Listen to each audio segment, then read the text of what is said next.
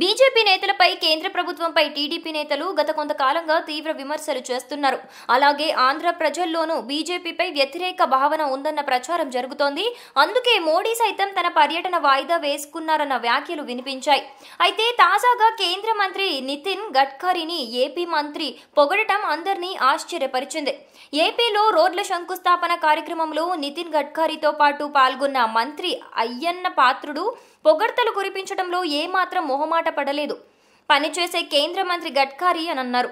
క్షేత్రస్థాయిలో సమస్యలు తెలిసిన వ్యక్తి అన్నారు. అందుకే గతంలో ప్రతి నెల రాష్ట్ర మంత్రులతో సమావేశాలు నిర్వహించేవారన్నారు.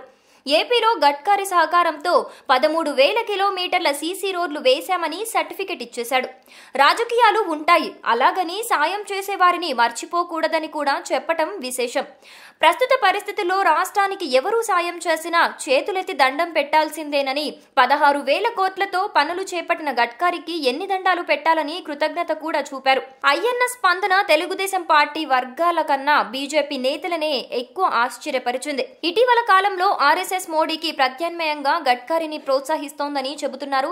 అందుకే మోడీ షాలపై గడ్కరీ అప్పుడప్పుడు ధిక్కార స్వరాలు వినిపిస్తున్నారని చెబుతున్నారు. గడ్కరీ అలా మాట్లాడటం వెనుక చంద్రబాబు ఉన్నారంటూ కొన్ని పత్రికలు అప్పుడప్పుడు కొత్త కోణాలు ఆవిష్కరిస్తూ ఉంటాయి.